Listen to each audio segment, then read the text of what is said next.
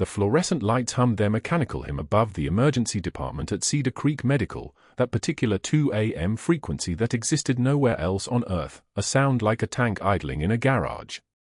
Natalie Hayes moved through the controlled chaos of a Saturday night shift with economical precision, her movements the opposite of frantic, each step calculated, each gesture purposeful, the kind of efficiency that came from having once directed fire teams under mortar attacks.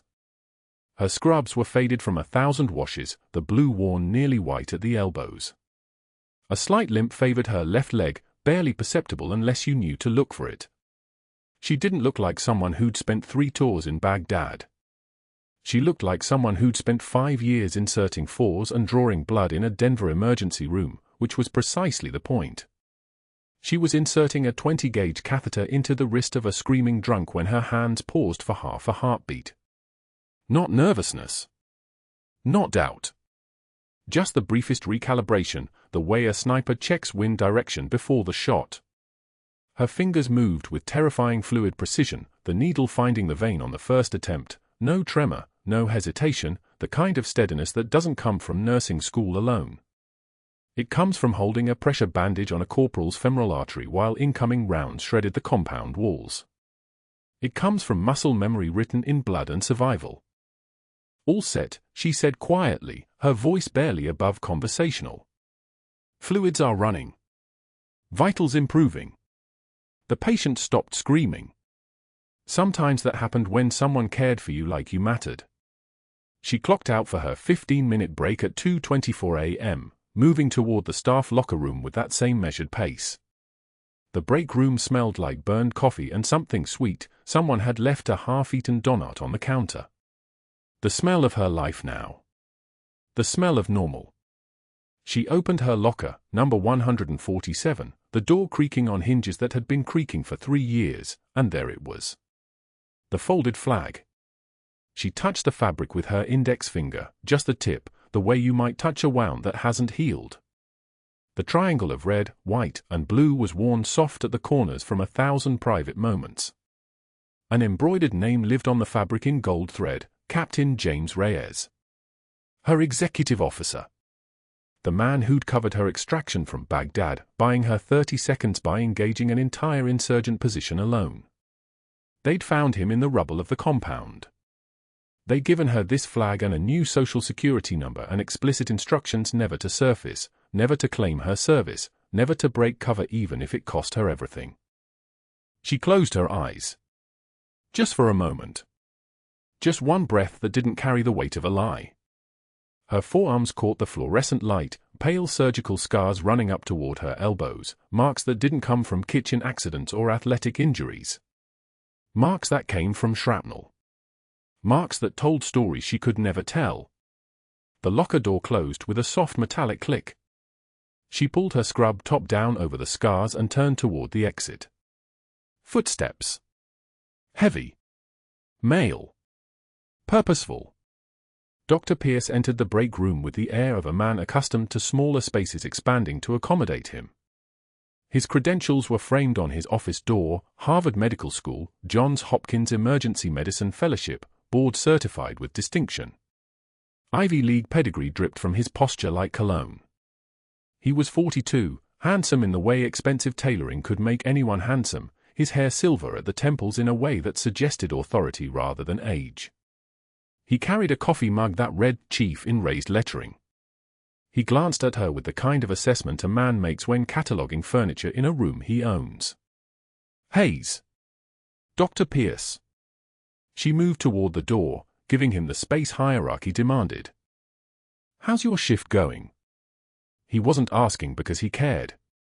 He was marking territory, establishing dominance through the simple act of demanding her attention. Steady. Lost a patient at midnight, MI, no revival despite 2 rounds of epi and 20 minutes of compressions. The families being notified. Which attending was running the code? I was assisting Dr. Brennan. Pierce's jaw tightened. Not because the patient had died, that happened every week. Because Natalie had mentioned her own competence without permission, had implied she'd contributed something meaningful to the effort. Your job is assisting, Hayes. Let's keep it that way. Yes, "Doctor." Her voice remained flat, deferential. This was the Natalie he allowed to exist in his department, the quiet one, the competent technician, the nurse who knew her place 3 tiers below his authority. He took his coffee and left, his shoes clicking against the tile floor with the sound of ownership. She stood alone in the break room, her hands perfectly steady, her jaw unclenched, her breathing controlled.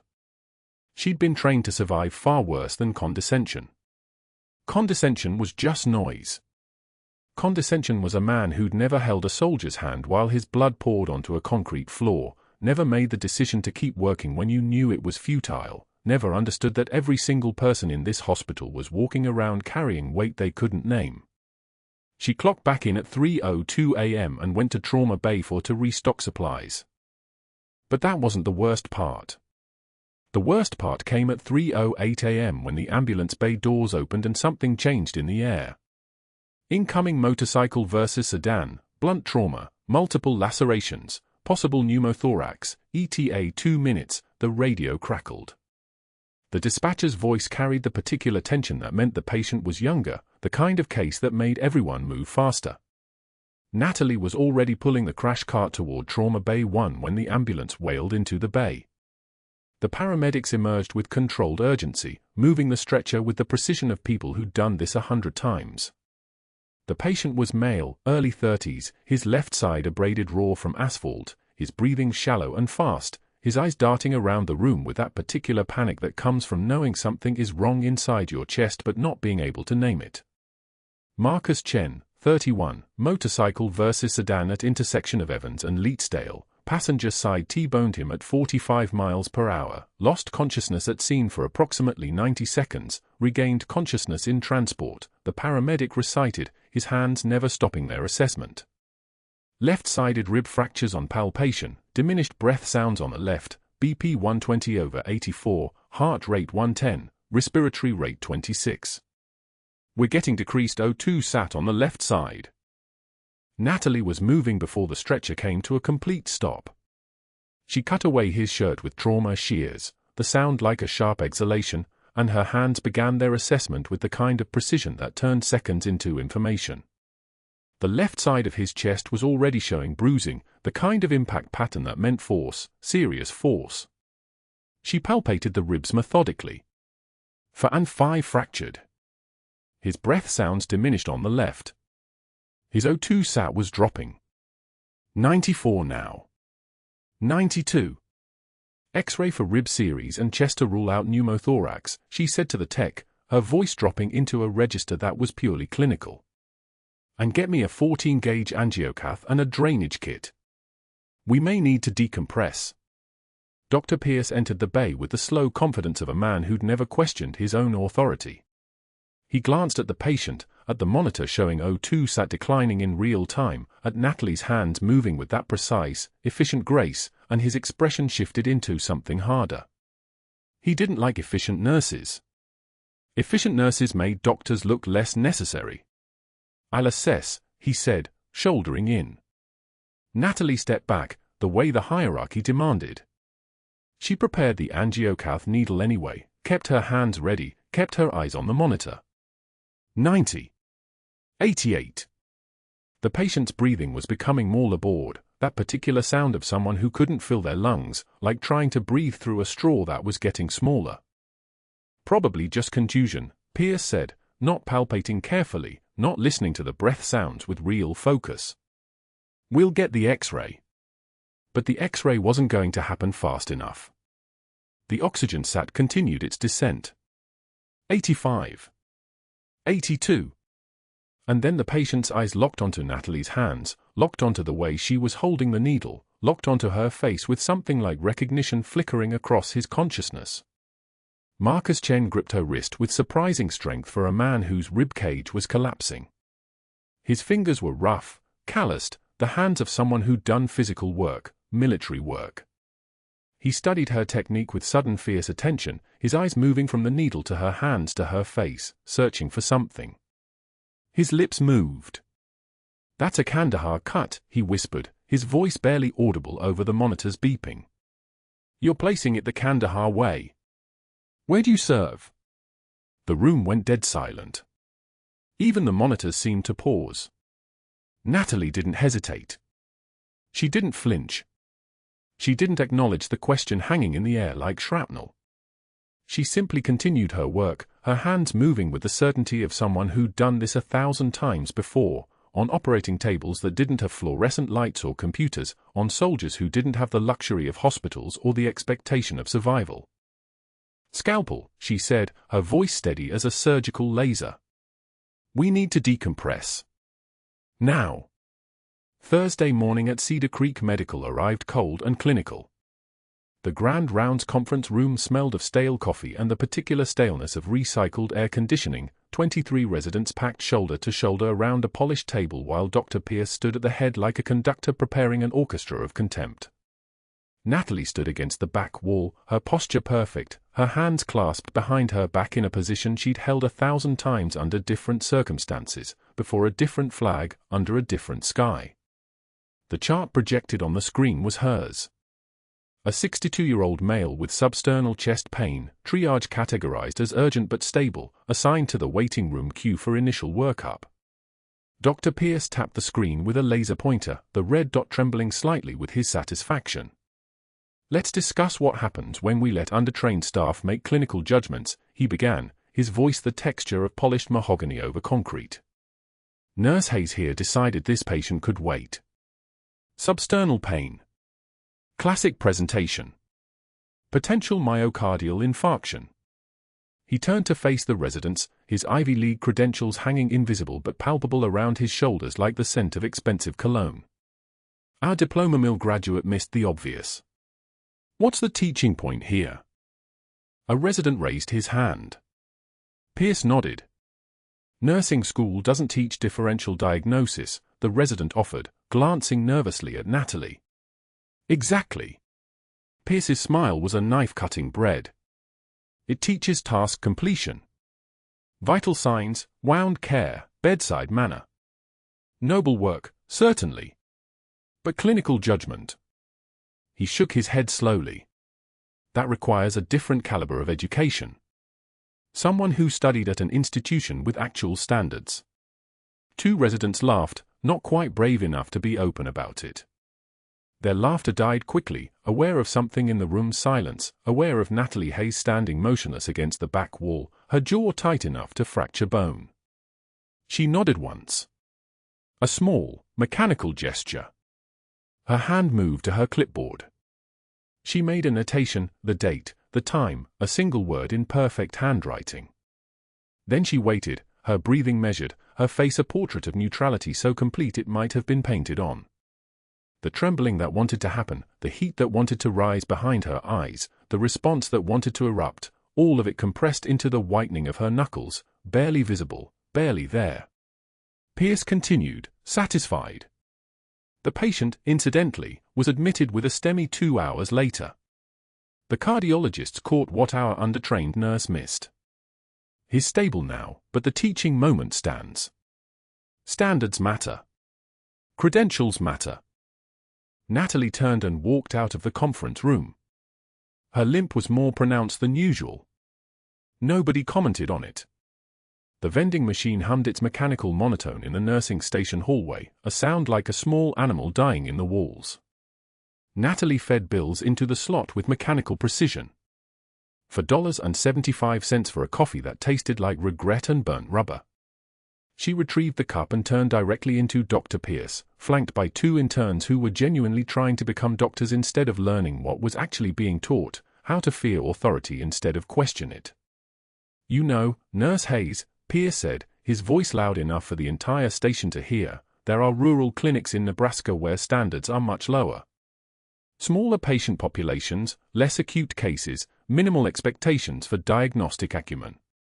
He smiled, and it was the smile of a man who'd never been interrupted by consequence. "You'd probably feel much more comfortable in a setting like that. Less pressure. Less scrutiny." The 2 interns laughed, the sound nervous and thin, like something trying to survive in hostile air. Natalie's voice came out flat and level. "I'll take that under advisement, doctor." She walked away with measured steps, her coffee held with steady hands, her back a study in controlled violence compressed into silence. The intern on Pierce's left was still laughing, but it had curdled into something uncertain. The other one was looking at his shoes as though they contained answers. Later that afternoon, a patient's family arrived to find Dr. Pierce standing at the nursing station in full view, speaking loudly to the pharmacy director on speakerphone. "I need you to verify a dosage calculation. Nurse Hayes prepared and for medication. I want to make sure the math is correct before administration." The pharmacy director, confused but compliant, confirmed that the dosage was appropriate. The calculation was correct. The medication was standard. But Pierce had already turned to the family with an expression of concern, and they were already exchanging worried glances, already wondering if this nurse, this woman with the scar on her forearm and the way she moved like something coiled, could be trusted with their mother's care. Natalie continued her shift without comment. She administered the medication. The patient improved. She charted her notes in perfect detail. And when her break came at 4 o'clock, she retreated to the supply closet on the second floor, the one nobody used anymore, the one with boxes of expired gauze and the smell of latex and slow decay. She sat on a cardboard box and pulled her phone from her scrub pocket. The photograph was 3 years old. 12 soldiers in desert camouflage, faces weathered by Kandahar heat, by dust that had worked its way into every crevice and remained there like a stain. She was in the center, her arm around a private named Jackson whose eyes held the kind of fear that came from being 22 years old in a place where dying was a statistical probability rather than an accident. Jackson was dead now. 2 others in the photograph were dead. One had lost both legs. The rest were scattered across civilian life like shrapnel, still moving, still causing damage. Her hands trembled. Actually trembled, the fine motor control she'd trained for 2 decades finally fracturing under the weight of it all, the condescension, the dismissal, the slow erasure of everything she'd been compressed into the shape of someone acceptable to people like Dr. Pierce. She pressed her hands against her eyes and counted, for counts in, hold for 7, exhale for 8. The tactical breathing pattern, the one taught to soldiers before their first patrol, the one that kept your heart rate down when your brain was screaming. The folded flag was in her locker, the one she kept in the back, behind her spare scrubs. She didn't take it out. Just knowing it was there was enough. That fabric, worn soft from 1,000 private moments of grief and rage, from ceremonies she wasn't permitted to attend, from funerals she couldn't acknowledge. Jackson's flag had been given to his mother. These colors belonged to someone else, a soldier whose name didn't exist in any official record, whose service had been erased so completely that even her own birth certificate had been rewritten. She lowered her hands and breathed. But that wasn't the worst part.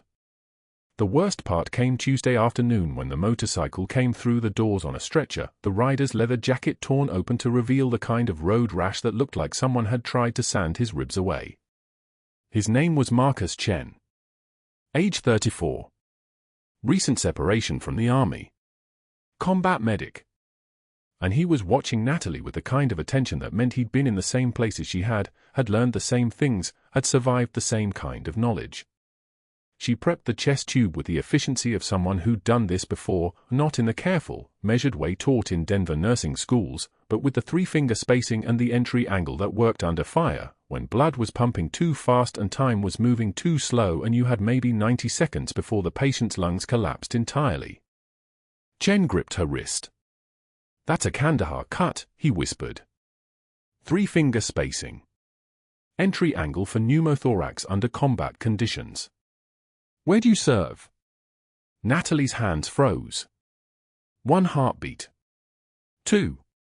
Then they continued, resuming the technique, the muscle memory that lived deeper than training, deeper than the false identity and the fabricated credentials and the 5 years of pretending to be someone small. "I don't know what you mean," she said quietly. "Right." Chen's eyes followed her. "And that scar pattern on your forearm came from gardening." She didn't respond. She inserted the needle. The hiss of air escaping. The lungs expanding. His oxygen saturation climbing from 84 to 91 as his body remembered how to breathe without drowning in its own fluid. The monitor beeped its steady rhythm. Sinus. Normal. Alive. And then the automatic doors exploded inward like something had declared war on the hospital itself. The man who entered was 7 feet of rage and methamphetamine and bleeding desperation, his shirt torn open to reveal the kind of musculature that came from prison weight rooms and chemical enhancement. His left temple poured blood from a gash that had its own geography. He gripped a tire iron like it was his only remaining friend, and he swung it in a wide arc that suggested he had nothing left to lose. "Where is he?" His voice cracked and shattered across the waiting room like dropped glass. "Where's the dealer who sold me out?" The waiting room disintegrated. A mother grabbed her child and dove behind the reception desk. An elderly man fell trying to run, his walker clattering across linoleum. 2 patients scrambled over chairs, elbows and fear, a woman in a hospital gown running barefoot toward the pharmacy entrance. The security guards froze in the hallway, 2 men with empty holster clips, their weapons removed 3 months ago by a budget committee that had never faced the mathematics of actual violence. Dr. Pierce appeared in the physician's corridor doorway, assessed the situation in one clean glance, and locked himself inside. His face had gone the color of old institutional paint. Natalie Hayes walked directly toward the giant. Her limp disappeared. 5 years of pretending to move like a civilian nurse evaporated in the space between one breath and the next. Her posture shifted into the stance of someone trained to move through hostile terrain, trained to command fire teams under mortar attack, trained to keep her voice level while making decisions that would be written in the biographies of men who didn't die because of what she did. She dropped her clipboard. The sound of plastic hitting linoleum was small and exact. "I need you to listen to me," she said, her voice dropping an octave, the command register that had been buried for 5 years suddenly present, suddenly real, suddenly undeniable. The giant turned toward her. The tire iron came up. Natalie stepped forward without hesitation. The tire iron came up. The blade caught fluorescent light, a sick glint of steel aimed at the nearest patient, an elderly woman frozen mid-scream. The waiting room didn't just erupt. It detonated. Chairs clattered backward. A child's toy dropped a tile with a plastic thud. Bodies moved in pure animal panic, stampeding toward locked office doors, toward anywhere but here. One nurse dug behind the reception desk. Another made it through to the back corridor, her shoes squeaking against linoleum as she ran. Security was already radioing for backup, ETA 8 minutes. 8 minutes might as well have been 8 hours. Natalie didn't move. Not toward the exits. Not away from the giant. She moved toward him. The man was 7 feet, maybe 6'11", with the kind of muscular deterioration that came from 3 weeks of methamphetamine and no sleep. His eyes were somewhere else, pupils blown wide, sweat streaming down his face despite the cool October air. The wound on his temple bled heavy, arterial bright, which meant the motorcycle had won the argument. He swung. Not at her specifically. Just swinging, tire iron cutting the air like he was trying to scatter the panic itself. The blade came within 12 inches of her shoulder. She didn't dodge. Instead, Natalie's voice dropped. Not just quiet. Dropped 2 full registers, the kind of acoustic shift that comes from diaphragmatic authority, from vocal cords trained to cut through helicopter rotors and mortar fire. The kind of voice that had once kept 12 soldiers moving toward a burning building instead of away from it. Sit down. Not a request. Not a plea. A command that had its own gravity, its own pressure. The kind of voice that doesn't ask permission from the brainstem, it tells the amygdala to stand down. The giant stopped mid-swing. Some ancient part of his central nervous system recognized the acoustic signature of absolute authority and sent a signal his methamphetamine-addled brain couldn't override. His arms lowered. The tire iron dropped to tile with a clang that echoed through the waiting room like a church bell. Natalie stepped closer, her hands visible, palms out, movements economical, nothing wasted, nothing threatening, just the controlled precision of someone who understood how dangerous this was and had decided to handle it anyway. Her scrubs caught the overhead light as she moved, and for just a moment, her posture changed. The nurse slouch vanished. The shoulders came back. The spine straightened. A captain assuming a position. "You're bleeding," she said, her voice still carrying that weight, that absolute certainty. Head wound. "Motorcycle accident, yes? You're going to pass out if you don't sit down. When you pass out, you'll crack your skull on the floor. You don't want that. Sit down before that happens." The giant blinked. Tears streamed down his face now, the kind of tears that come when the adrenaline crashes and the human nervous system finally understands what it just survived. His legs went unsteady. "Sit," she said again, softer now, but no less commanding. Not aggressive. Maternal, almost. The kind of voice that says, "I'm not going to hurt you, but you're going to do what I'm telling you." He Saturday just collapsed into a wheelchair that was 3 feet away, his breathing ragged, his eyes finally focusing on her face. Natalie was already moving. Her hands, steady, methodical, practiced, were checking his pupils before he'd fully settled. One hand cradled his head, fingers gentle on the laceration, assessing depth. The other was already reaching for gauze from the medical cart, and within seconds she had the bleeding controlled, pressure applied, her voice running a steady stream of reassurance. Blood type, tetanus status, any allergies, when did you last eat, did you hit your head multiple times or just once, any vision changes. She didn't wait for security. She threaded an 4-line into his left antecubital fossa with the kind of fluid confidence that comes from having done it thousands of times, the 18-gauge needle sliding home without resistance, the tourniquet dropping away, a flush of saline confirming placement. The whole procedure took 90 seconds. The giant sat there, compliant, bleeding into gauze, the rage burned completely out of him, replaced by the exhaustion of his own mortality. Security finally approached. They came tentative, hands on their duty belts, still expecting violence. They found a nurse in blue scrubs controlling a patient with nothing but her voice and her steady hands, one for running, vitals being called to someone in the trauma bay who was already preparing a room. "Trauma 2, Natalie said without looking up. "Head laceration, possible concussion, need to rule out intracranial bleed. I need a 12-lead EKG, blood panel, and neuro checks every 15 minutes. Possible substance abuse, looks like methamphetamine. Get tox screen. Move." She was already wheeling him toward the trauma bay, one hand still on his shoulder, speaking to him in that same calm, inexorable voice, "You're safe now. We're going to take care of you. You're going to be okay." The waiting room was silent. Completely silent. Not the silence of fear, the silence of something fundamental shifting, like watching a door open to a room everyone knew existed but couldn't quite see. An elderly man in a neck brace stared at her. A teenager scrolling on his phone had lowered the device, attention actually caught for once in his 17-year life. A father with a sick child just watched her disappear around the corner, her footsteps purposeful, her posture military.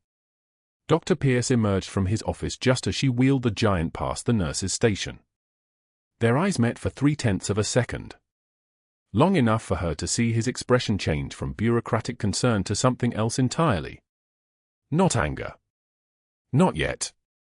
But territorial recognition, the hard awareness of a man whose carefully constructed hierarchy had just been dismantled in front of witnesses.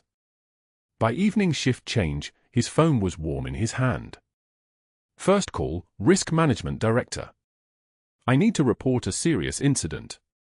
One of our nurses engaged in unauthorized physical contact with an agitated patient. Could have escalated the situation dramatically. Massive liability exposure. I'd like to file a formal complaint regarding her conduct." Second call, board member number 1, a retired banker named Hutchins who golfed with Pierce every other Saturday. "We have a problematic nurse operating outside her scope. Creating liability. I'm worried about her judgment, frankly. She's going to get someone hurt if we don't address this."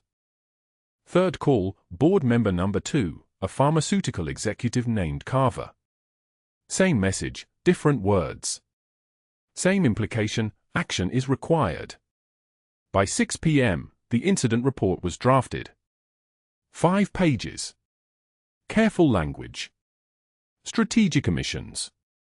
He'd had the security footage reviewed, the version that started with Natalie's approach, not the part where he'd locked himself in his office. He'd interviewed exactly 0 witnesses, instead writing their statements from memory. Staff reported patient remained agitated despite her intervention and initial response protocols were not followed. The last page was his signature, his title, his institutional authority rendered in ballpoint pen. By 7 p.m., the reassignment notice was drafted. Pediatric Observation Wing, overnight shifts, 3 days running. The punishment ward. The place where nurses go to be invisible. Where they spend their shifts taking vitals from sleeping children and keeping one eye on monitors that probably won't ever require their actual expertise. It was a message, "You stepped out of line." By 9 p.m., the email landed in her inbox. Administrative leave, effective immediately, pending investigation into conduct unbecoming hospital standards. Badge surrendered, locker cleared, exit through the service entrance. Please do not discuss this situation with other staff members.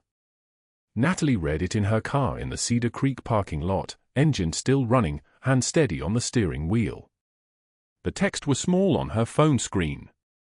She read it twice. Once for comprehension. Once for the specific details that would matter if she needed them later. No tremor. No heat in her chest. Just the clear, cold assessment of a person who'd been backed into corners before and had learned that panic was a luxury she couldn't afford. She drove north on I-25 as the evening shift ended, the city lights fragmenting in her windshield, Denver spreading out below like a map of a life she'd been living on borrowed time. Colfax Avenue was mostly empty, a few late-night diners, a tire shop, a 24-hour laundromat where someone was folding clothes at 11 p.m. like it was the most important work in the world. She parked at a place called Ruby's, the kind of diner that had been there since the 1980s, the kind of place where nobody asked questions and the coffee came in a ceramic cup that was slightly chipped. She ordered black coffee and nothing else. The server, a woman maybe 10 years older, with the weathered face of someone who'd spent a lifetime standing in one place, didn't push it. At 3 a.m., Natalie sat in a booth by the window, her reflection ghostly against the glass, and stared at a city that had spent the last 12 years pretending not to know who she was. The coffee was cold. The parking lot was empty. Rain had started sometime after midnight, hammering the asphalt like applause for something nobody had witnessed. Her phone lay on the table next to the coffee cup. No messages. No calls. Just the weight of digital silence.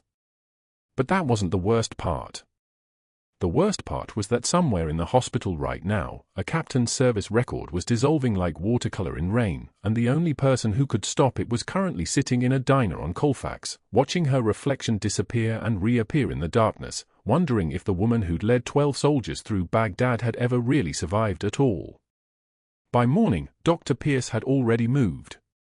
The incident report landed on the hospital administrator's desk at 6:16 a.m., printed on his personal letterhead, describing an unauthorized physical escalation and dangerous cowboy mentality inconsistent with professional nursing standards. 7 witnesses contradicted every word. The security footage showed Natalie's hand steady, her voice level, the giant disarmed in 90 seconds. Pierce had watched it twice and filed the complaint anyway. The first phone call came at 7:15 a.m. Dr. Pierce sat in his office with the door closed, his voice modulating between concerned and authoritative as he spoke to Dr. Helena Voss, the board's chief medical officer. "I'm worried about liability," he said. "That nurse took physical control of an armed patient without authorization. What if he'd turned on her? What if she'd escalated instead of de-escalated? We can't have nurses making tactical decisions." Voss listened. Voss took notes.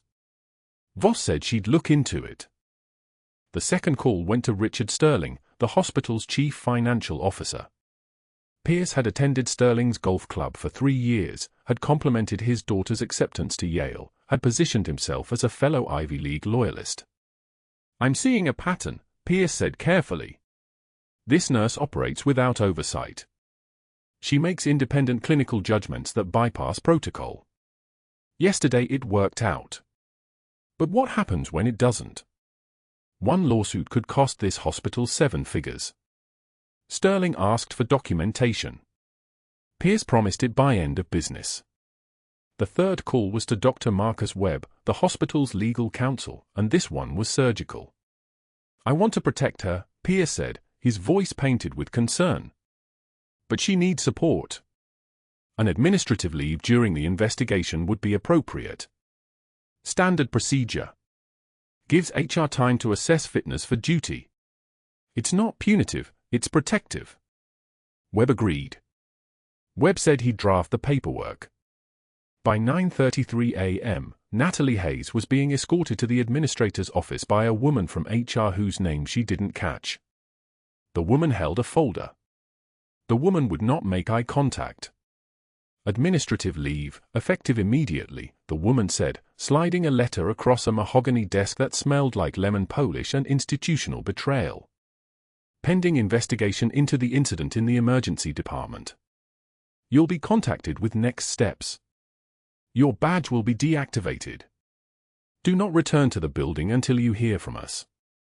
Natalie took the letter. Her hands didn't shake. Her jaw tightened, a micro-expression that lasted 0.3 seconds and meant everything to the woman across the desk, who suddenly understood she'd just been the instrument of something larger, something with teeth.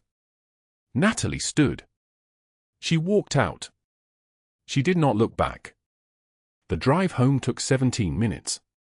She stopped at a red light on Spee Boulevard, watching pedestrians move through their ordinary Tuesday, unaware that the woman in the silver sedan beside them had just been erased from the institution she'd served for 7 years. The light turned green. She drove. By 3 a.m., she was in a vinyl booth at Mickey's Diner on Colfax Avenue, the kind of place that never closed, where waitresses with 40-year tenure poured coffee into white ceramic cups and asked no questions. The coffee in front of her had gone cold an hour ago, forming a thin film on the surface. The diner smelled like burnt butter and industrial cleaner, fluorescent lights casting everything in shades of institutional beige. Only 2 other customers sat in the place, a man reading a newspaper at the counter, a couple holding hands in a corner booth, pretending the world wasn't ending. Natalie's reflection stared back from the dark window. The woman looking at her was someone she didn't recognize. When had she gotten so thin? When had the lines around her eyes become permanent? She touched her throat, feeling for a pulse, checking if she was still alive. The reflection mimicked the gesture, a mirror of a ghost. Her hospital badge lay on the table next to a small folded flag, the one she'd pulled from her locker before security watched her leave the building. The flag was worn soft from 1,000 private moments of grief, the edges frayed, the fabric no longer quite navy blue. It was from a soldier named Casey. He'd been 23 years old. He'd been trying to reach his brother before the walls came down.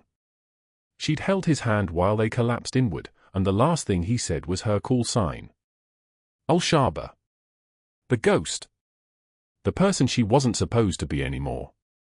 Next to the flag sat a burner phone. An ancient Nokia that weighed like a paperweight. The Pentagon had given it to her 5 years ago, a contact number for emergencies, classified briefings, official business only. She'd never used it. The terms of her disappearance were explicit: never surface, never claim your service, never break cover even if it costs you everything. The Pentagon had spent significant resources erasing Captain Natalie Hayes from existence. They'd issued her new Social Security number, 37-24-61 something, the numbers already blurring in her mind. They'd given her the name on her driver's license. They'd buried her after-action report so deep that acknowledging the operation would expose methods that protected 1,600 intelligence assets across 3 continents. She picked up her personal phone, the one with her real name in the contact list. A text message had arrived at 2:33 a.m. Marcus Chen, the motorcyclist. The one she'd saved from septic shock and death in his first golden hour of recovery. You saved my life today in more ways than one. Thank you, Captain. Her hands moved across the phone keyboard almost of their own volition. Wrong person. She hit send. The message delivered. The lie propagated into the digital ether. Then she set the phone face down on the table and didn't look at it again. The diner's plate glass window reflected neon from the street. A car passed. A siren wailed somewhere in the distance, moving toward some other crisis, some other moment of consequence. The waitress, her name tag said Diane, walked past with a pot of coffee, looked at the cold cup, and kept walking. She'd learned not to ask questions. At 3:48 a.m., Natalie's phone buzzed. Not the burner. Her actual phone. Cedar Creek Medical's emergency callback system.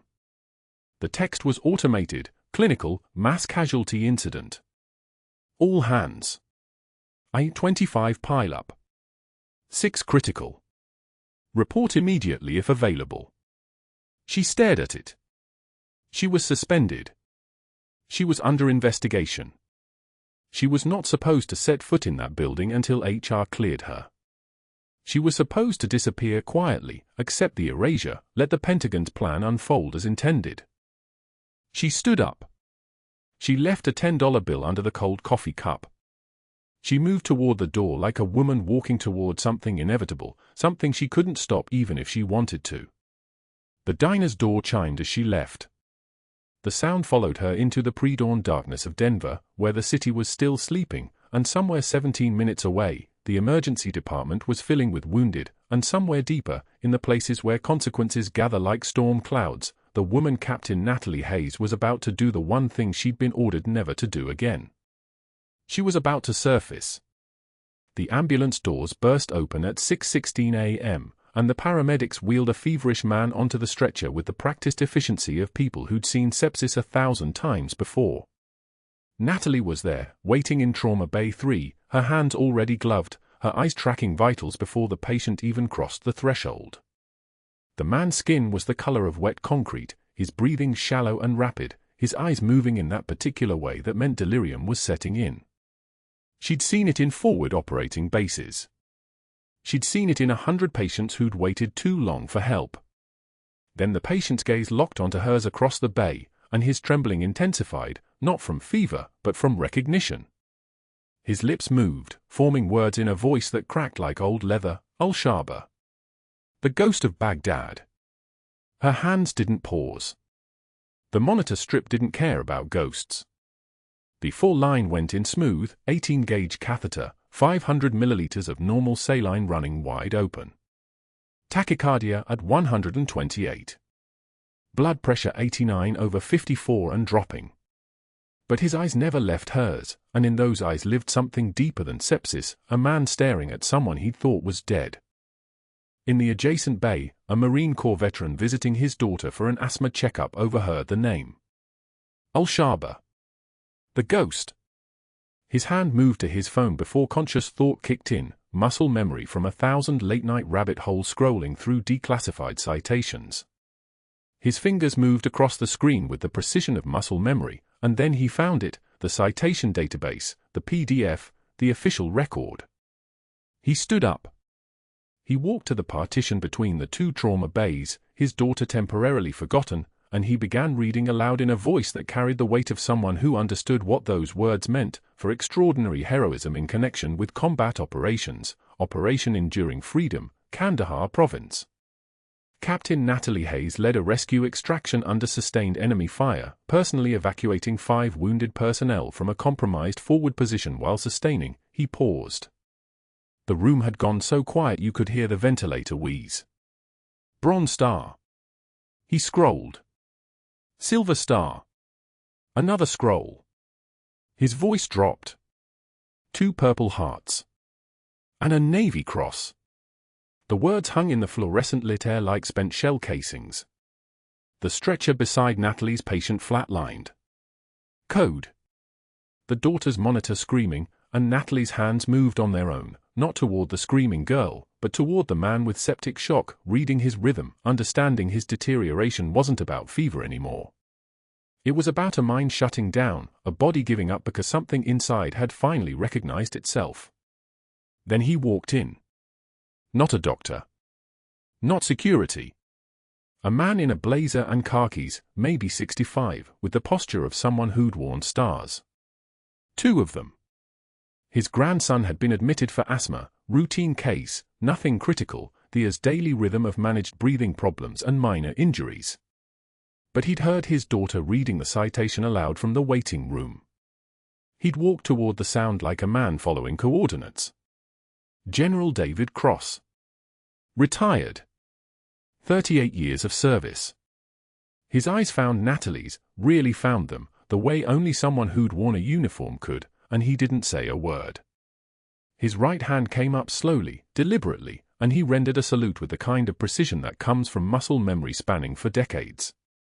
Not a casual gesture. A true military salute. Fist to chest. Eyes forward. The kind of salute you give to a superior officer or to someone who's earned the right to wear one. The waiting room had 17 people in it, and all 17 of them stopped breathing. Natalie's response was automatic, learned in a classroom at Fort Bragg nearly 2 decades ago, a slight nod, a hand movement that acknowledged the salute without returning it, because she was still in civilian scrubs and civilian life and the rules of her erasure should have still applied. But something broke in that moment. The woman tending to Farid Almazen's septic shock, the careful nurse with steady hands and a buried past, she couldn't maintain the fiction anymore. Her hand came up anyway. Not quite a salute. A gesture of recognition between soldiers who understood what had been lost and what might yet be found. A man in the waiting room was recording it all on his phone. He didn't know who these people were, didn't understand the weight of the moment, just knew that something significant was happening between an old general and a woman in scrubs. He'd post it to social media at 7:23 a.m. with the caption, "Arrogant doctor humiliates war hero nurse at Cedar Creek Medical, you won't believe what happens next." By 9:08 a.m., it had 47,000 views. By noon, it had 247,000. By evening, it had nearly 2 million. Dr. Yosef Khan, trauma surgeon emeritus at Johns Hopkins, was eating breakfast in his home office in Baltimore when his research fellow sent him the link. The video showed everything. A man in a white coat, recognizable immediately as the arrogant resident who'd trained under Khan 15 years ago, who'd learned his technique and then forgotten his humility, mocking a nurse in grand rounds. Filing reports. Making calls. Then the video cut to the general, the salute, the citation being read aloud. Khan watched it once. Watched it again. Watched his former protégé turn his back on a decorated combat veteran, a woman who'd served in the exact war Khan had spent 6 tours treating casualties from. His phone rang before he'd finished his coffee. The hospital board chair at Cedar Creek Medical. Khan's voice, when he spoke, carried the weight of someone who'd held dying soldiers while their families waited for news that never came. If that man maintains privileges at your hospital for one more day, I will personally ensure that Johns Hopkins removes Cedar Creek from our residency placement program. He does not represent the standard of physician I trained. Nor will I allow him to taint that standard by association. He ended the call. Waited 30 seconds. Made another call, this one to the American Medical Association's ethics hotline. Then he forwarded the video to 3 board members he knew personally, with a single subject line, "This is your problem to fix." By that evening, Cedar Creek Medical's board had convened an emergency meeting.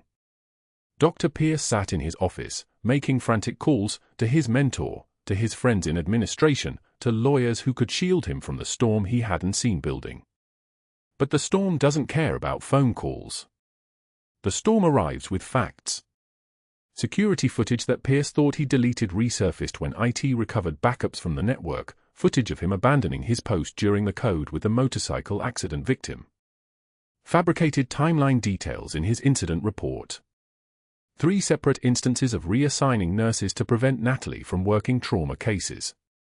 The systematic, documented campaign to undermine her credibility before she could expose what she'd done during that de-escalation. Marcus Chen came forward with a formal statement about Pierce's absence during the medical crisis. Farid Almazen gave an interview to Denver 7 News about the nurse who'd treated him with the precision of a surgeon, the calmness of a warrior, the compassion of someone who understood that enemies could become patients and that a healer's oath transcended the wars that created the wounded. By the end of the week, Dr. Pierce had been placed on unpaid suspension. His wife stopped answering his calls. His name became a cautionary tale whispered in medical school lounges, the resident who'd confused credentials with character and lost everything because of it. The board offered him resignation in exchange for a clean exit. He took it. 6 nights later, she watched him from the hallway as he carried cardboard boxes out of his office, his Harvard degree, his Yale residency certificate, his published research in the New England Journal of Medicine, the accumulation of a career built on ambition rather than integrity. 6 months later, Natalie walked through the parking lot at Cedar Creek Medical at 7:15 a.m. on a Thursday in August, and the scrubs she wore carried a new label, MD candidate. The hospital had established a scholarship fund in her name, in the name of Specialist Reyes, in the name of everyone who'd served twice, once in uniform, once in silence. The Pentagon had quietly restored her service record after the viral video made continued burial politically impossible, and she'd received a formal ceremony with presentations, medals, the official recognition that should have come 20 years ago but hadn't. The decorations hung in a display case in the staff lounge now, beside the folded flag, the flag she'd carried for 18 years, the fabric worn soft from 1,000 private moments of grief, now bearing a plaque that read, Captain Natalie Hayes, MD candidate, in honor of those who served twice.